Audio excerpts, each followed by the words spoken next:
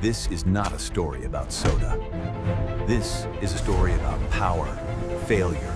Pepsi is one of the most familiar brands in the world, but the truth is that from its inception, Pepsi was not a success story. The brand started as a copycat of Coca-Cola, repeatedly attempting to sell itself to its biggest rival, but always being rejected.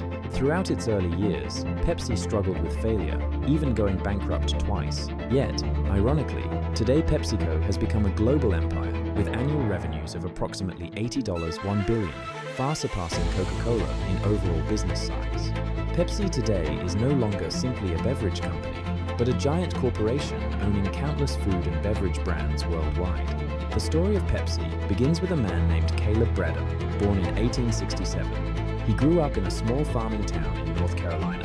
His father was a local businessman, and his family was quite wealthy, which allowed Caleb to receive a good education. He left his hometown to study medicine at the University of North Carolina with the goal of becoming a doctor. However, an unexpected turn of events occurred when his father faced severe financial difficulties and could no longer afford tuition.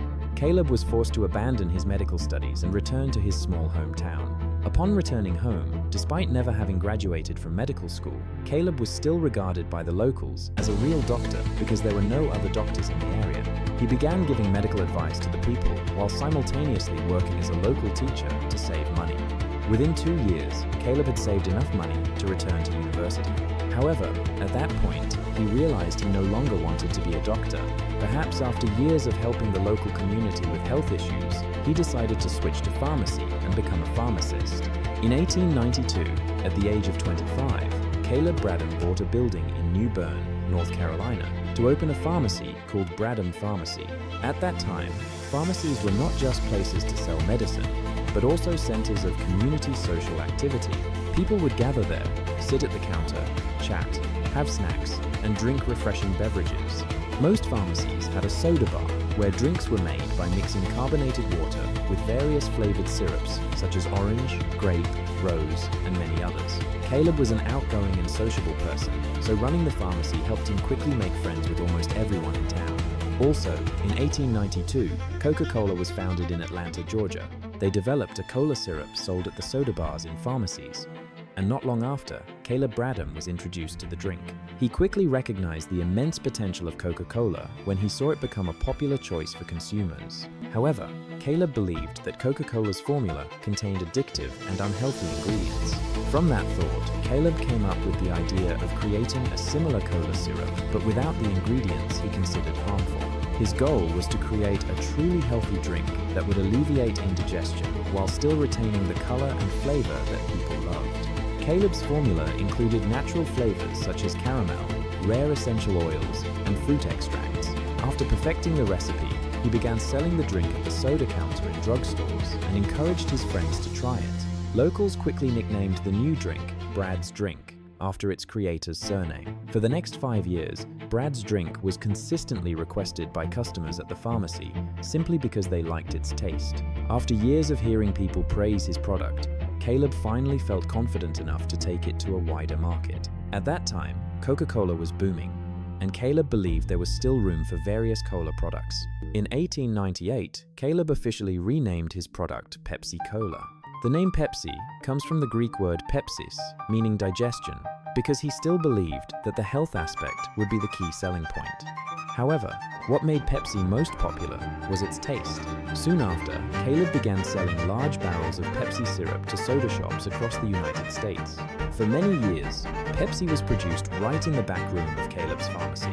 By 1903, he officially founded the Pepsi Cola Company and closed his pharmacy to focus all his time on developing Pepsi. In its first year of operation, the company sold over 8,000 gallons of syrup. Caleb reinvested the profits in advertising in local newspapers, helping sales continue to grow. Just 1 year later, sales had more than doubled, reaching approximately 20,000 gallons. The ever-increasing scale of production made it impossible for Pepsi to continue operating in the same confined space. Caleb bought a larger building to house his small pharmacy and began partnering with bottling companies, allowing Pepsi to be sold in bottles instead of just as a syrup at the soda counter.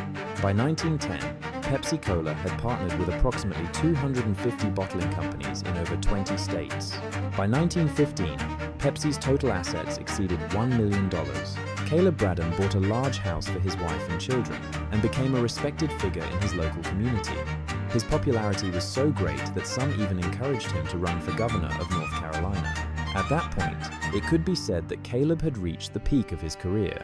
Everything changed completely when World War I broke out. During the war, the price of sugar skyrocketed due to strict rationing measures. Before the war, a pound of sugar cost only about 5 cents, but during the period of limited distribution, the price rose to 22 cents and continued to increase month after month. Caleb believed that sugar prices would continue to rise, so he decided to spend a huge amount of money stockpiling sugar. Caleb reasoned that if sugar prices continued to increase, the sugar he bought would become incredibly valuable, and he could also produce Pepsi at a lower cost than his competitors, who had to buy sugar at high prices. However, his prediction was completely wrong. Just 6 months later, sugar prices plummeted to 3 cents per pound, even cheaper than before the war. The situation worsened when most factories in the US were forced to prioritize production for the war, leaving Pepsi with only 2 bottling plants from 250. Sales plummeted.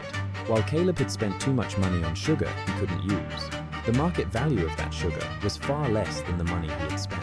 Things quickly spiraled out of control, and eventually, Pepsi-Cola filed for bankruptcy. Caleb, then 53 years old, was forced to sell off all of the company's remaining assets, including the Pepsi brand and its formulas. He returned to his old profession as a pharmacist and died a few years later, never to witness the resounding success Pepsi would later achieve.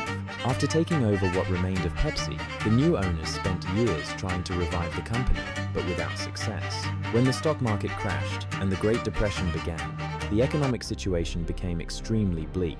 Pepsi was left with only 1 bottling plant in Richmond and suffered continuous losses. The company went bankrupt a second time and was sold to the Loft Candy Company. While Pepsi was mired in crisis, Coca-Cola thrived thanks to contracts supplying soft drinks to the US military overseas. Seeing Coca-Cola's success, Pepsi's owners repeatedly tried to sell the company to their rival throughout the 1900 and 20 seconds and 1930 seconds.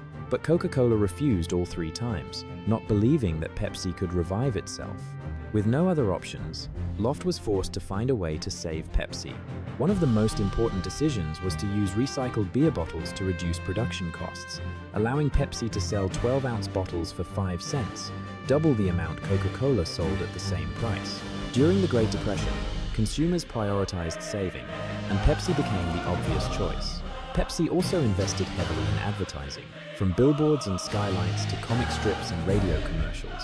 Pepsi's 15-second commercials were played continuously across the United States, far cheaper than traditional advertising, but extremely effective.